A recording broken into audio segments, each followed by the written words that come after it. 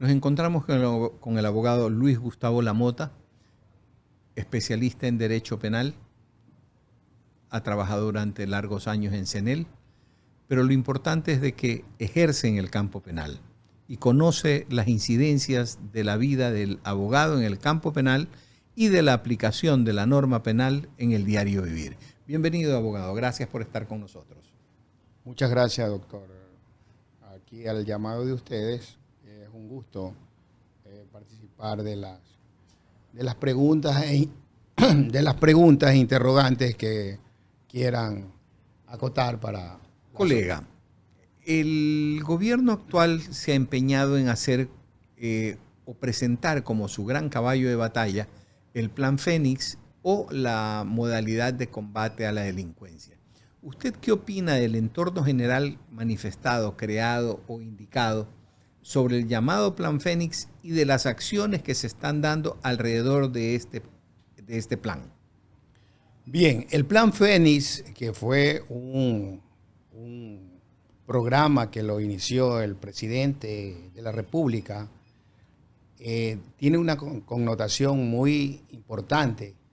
Especialmente era ya un llamado de la ciudadanía, de los sectores desprotegidos, de muchos sectores que verdaderamente, inclusive las fuerzas policiales antes del Plan Fénix no podían entrar, sean estos sectores los Guasmos, suburbios de Guayaquil, Isla Trinitaria, Monte Sinaí, Bastión Popular, Ciudad de Dios, etc.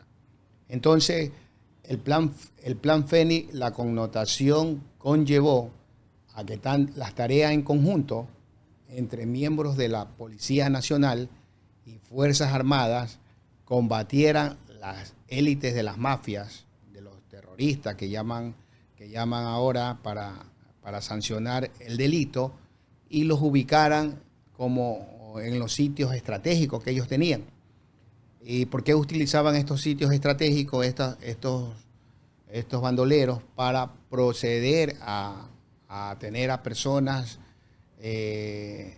menores de edad, personas tranquilos que los involucraban en acciones criminales. El Plan Fénix ha tenido como quien puede determinar su resultado favorable con este grupo de personas que ha capturado. Pero queda pendiente muchas cosas. Cuénteme una cosa, abogado. ¿Usted cree que realmente el Plan Fénix ha dado los resultados que se esperaba? Porque en este momento tenemos un recrudecimiento de muertes. El día de ayer, por ejemplo, mataron a un médico en el camino de Buena Fe, Quevedo, El Empalme. Acá en Guayaquil acribillaron a 2 o 3 personas más. Y así.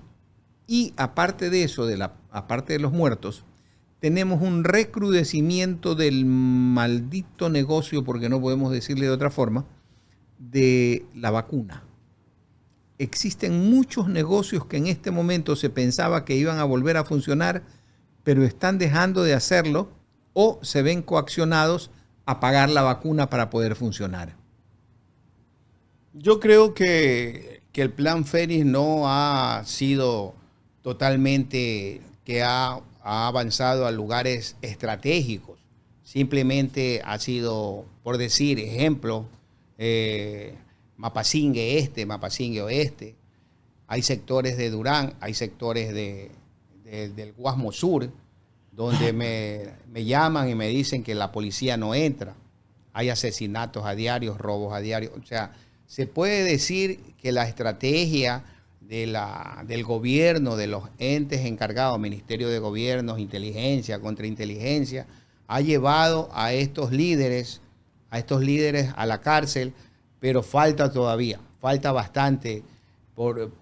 ¿Qué le digo? Falta bastante por cuanto falta más presencia policial, más motociclistas en los sectores. Hay gente que a veces sale con el carro que pide a su misma casa y tiene dudas si ese conductor más adelante le van a robar o no. O sea, estratégicamente falta por parte del gobierno hacer una reingeniería total a estos estamentos, tanto policiales como militares? Se ha hablado mucho y permanentemente ha sido una especie de secreto a voces la existencia de estructuras dentro de la policía o de las Fuerzas Armadas, básicamente dentro de la policía, de que responden a grupos delincuenciales. Se ha eliminado a muchos de estos. Recién hace 3 o 4 días se apresaron a 10 miembros de la fuerza pública, no me acuerdo si eran solo policías o también habían militares, que respondían precisamente a los grupos delincuenciales, a los EDO. ¿Qué medida piensa usted que se debería de implementar desde el punto de vista de la reorganización institucional para precisamente limpiar de estos malos elementos a la policía o a las Fuerzas Armadas? Como le decía, doctor, debería existir una reingeniería total, tanto en los estamentos policiales como militares.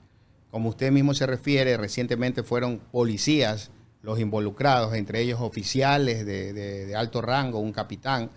Entonces, estas personas deben de ser dadas de baja con un tribunal de disciplina o tribunal del crimen, como llaman ellos, pero a su vez el involucramiento de estas personas se lleva por cuanto el poder de la mafia, el poder de los grupos de corrupción involucran a estas personas que son peritos, que son policías técnicos, que deben de dar una pericia o deben de dar una protección a las víctimas de muerte.